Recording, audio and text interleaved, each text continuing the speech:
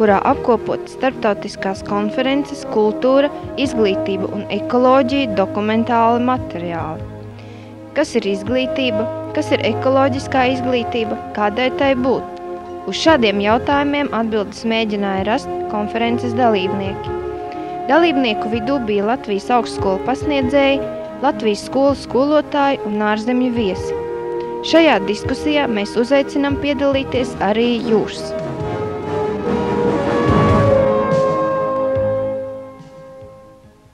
Atrodoties Daugavpilī seminārā, man bija tiešām liels prieks iepazīties ar Latvijas Universitātes veselības un sporta izglītības katedras lektori Baibu Bērziņu. Pedagoģijas zinātņu maģistra veselības izglītībā es esmu. Sakiet lūdzu, kā jums iesākās šis darbs pie ekoprogrammas, pie vides izglītības? Man šis darbs ir saistīts ar veselības izglītību. Tātad Tempus programmas ietvaros mani uzaicināja pagājušā gada rudenī. Uzaicināja vispirms angļu valodas kursos, lai sagatavotos darbam veselības izglītībā, lai varētu tulkot visus tos materiālus, ko dāņu kolēģi mums dod. Pēc tam sekoja brauciens uz Dāniju, kur mūs uzņēma ārkārtīgi labi uzņēma dāņu kolēģi, parādīja mums vairākas skolas, kurās ir augstā līmenī gan nostādīt jautājumu veselības izglītībā, gan tieši reālā dzīve un uzstādot jautājumu, cik bieži jūsu bērni slimo, ļoti daudzi izrādīja neizpratni un man teica tā, kā slimo? Es saku, cik procentuāli jūsu bērni slimo ar dažādām saaugstiešanās slimībām, hroniskām slimībām. Viņi saka, ziniet, pie mums ļoti reti bērni slimo. Viņi slimo tikai tad, kad, piemēram, gripas epidēmija. Jā, viņi saka, tajā laikā slimo. Bet tā mums ir ārsti, mums ir māsiņas skolā, mūsu bērni slimo ļoti reti, kas mani izraisīja tādu ļoti lielu pārsteigumu. Jo tāpēc, ka pie mums republikā bērnu saslimstība ir tomēr ļoti augstā līmenī arī ar hroniskām saslimšanām. Tagad tiek izdarīti pētījumi šajā ziņā gan bērnu, skolēnu, gan augstskolas studentu poliklinikā. Ja, studentu poliklinikā, un es gribu apstrādāt tādus datus par studentu veselības stāvokli universitātē un salīdzinošos datus studentiem, kuri ir ieradušies, piemēram, no laukiem un no pilsētas. Man ļoti interesē šis moments, kur ir slimāki tie studenti, tātad iepriek, kā lai saka, bērni, ja? Tātad, kur ir slimāki pilsētās vai laukos. Un šis jautājums man visu laiku ir interesēs, kā es varētu ar fiziskās audzināšanas un masāžu līdzekļiem, kā es varētu tādu bērnu un arī studentu atvesļot. Es gribētu panākt to, lai parādītu studentiem, topošiem skolotājiem, kā vajadzētu strādāt ar slimiem bērniņiem, skolēniem, lai viņiem nerastos mazvērtības komplekss savas slimības dēļ, vājā veselības stāvokļa dēļ. Jā, man ir ieinteresējis jautājums tieši par ārstnieciskās fizkultūras koriģējošās vingrošanas un masāžas saikni fizkultūras skolotāja darbā. Un es domāju tā, ka arī ļoti jauki būtu, ja skolās gan klašu audzinātāji apgūtu, gan apgūtu, teiksim, arī bioloģijas skolotāji tādu praktisku iemaņu, kā varētu ar vienkāršiem līdzekļiem palīdzēt cilvēku bērnam.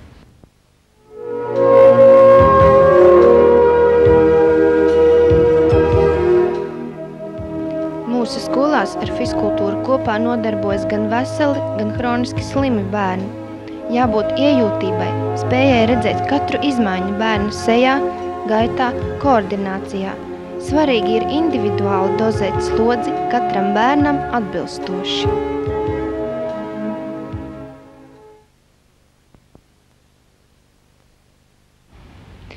Upes straume plūst, nes ūdeņus, kuriem lemts tālumā zust, un tukšas pudeles. Kurš tās atļāvies ūdenī mest, dabā sāpīgu rētu plēst? Mēs nonācām pie cilvēka kā atkritumu un galvenā radītāja un Kā vispār šī problēma saistās ar cilvēku tādā netradicionālā virzienā? Te es vēl gribētu piebilst, pirms es atbildu tā dziļāk uz šo jautājumu. Principā liela daļa cilvēku runājot par atkritumiem, viņiem tāda rezignēta attieksme. Ja? Viņi vai novēršās, vai saviebjās, vai aizspiež degunu. Es to arī paskatījos no tāda viedokļa, ka runā par vilku māti dažādi. Ja? Vilks ir tāds un tāds dzīvnieks, stereotipi ir visai tādi tiešām ierobežoti. Bet tāpat laikā, lai ir vilku māte, tomēr ir ļoti daudz labu īpašību šīm dzīvniekiem. Un tāpat tas arī atkritumi. Atkritumi jau nav nebīstami, nekaitīgi paši par sevi kā tā, ja? Tā viņa sociālā būtība. Un tāpēc arī bija tā, ka no šiem te atkritumiem es aizgāju uz cilvēku. Un tā, man ļoti palīdzēja arī austriešu psihologu, psihoterapeiti Hans Ulrich. Viņš atkritumu seku teoriju, kā es viņu sauc, kur viņš no savu tātad psihologu, psihoterapeitu viedokļu apskata cilvēku tieksmi radīt atkritumus. Un tāpēc arī parādījās vēl viens tāds aspekts kā cilvēks un atkritumi, cilvēks kā atkritumi. Un atkritums es izpētīju. Jā, apskatīju no visām iespējamām pusēm.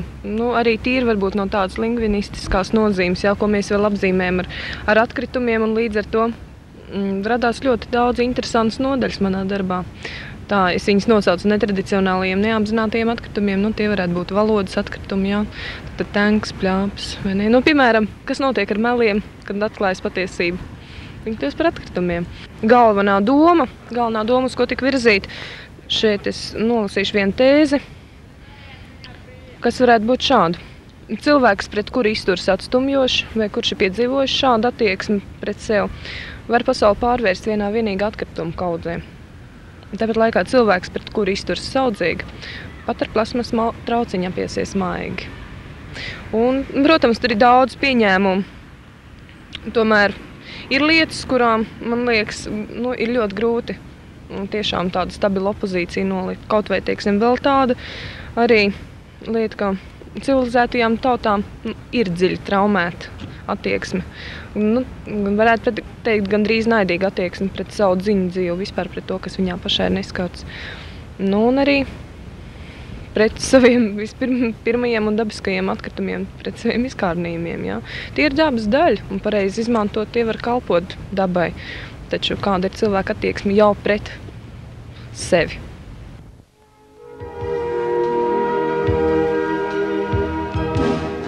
Apkārtējās vides izzināšana bērnam sākās ģimenē. Skolā turpinās dabas ābeces apgūšana, jo bērns vairāk zina par apkārtējo vidi, jo kulturālāk viņš uzvedīsies tajā.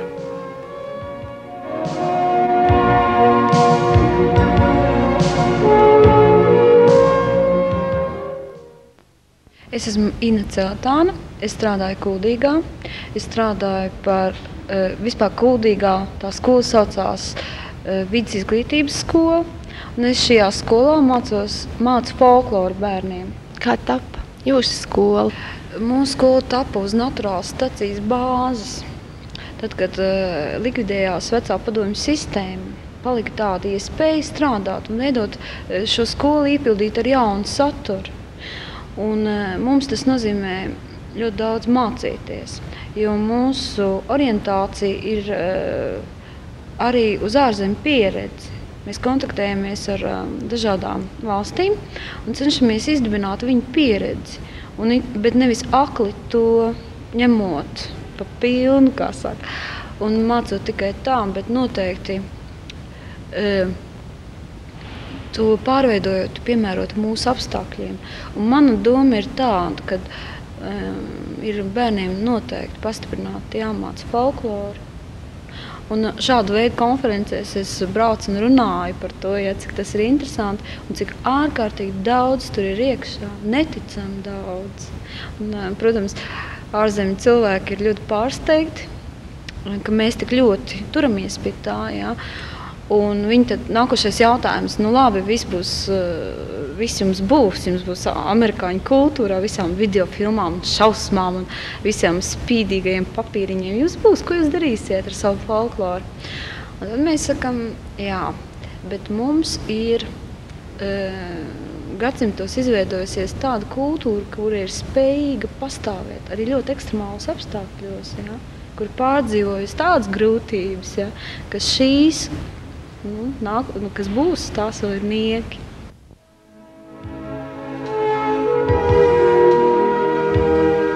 Mums ir jāiemāca bērniem, ka etniskā kultūra tas ir tautas vienotājs un garīgais spēks, kā arī daļa no pasaules garīgā mantojuma. Kultūra ir kā garīgs tilts starp paaudzēm, kuru palīdz celt katrs kulturāls cilvēks, arī ekoloģiski izglītots, domājot ne tikai par šodienu, bet arī par mūžīgajām vērtībām.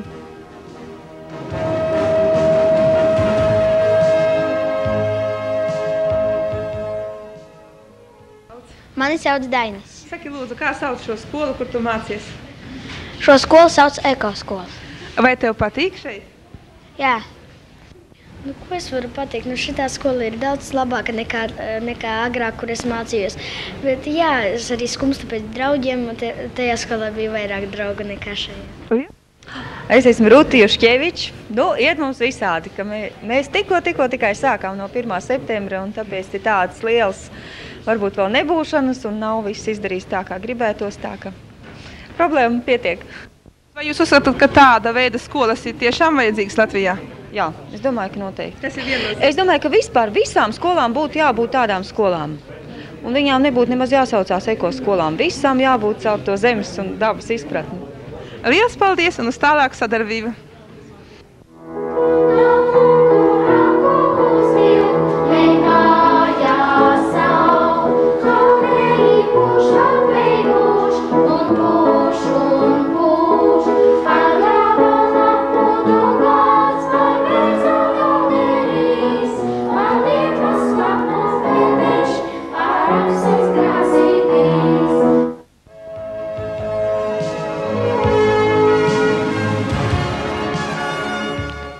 Ekoloģiskā pasaules uzskata veidošana, ekoloģiskā domāšana ir jāsāk jau agrā bērnībā.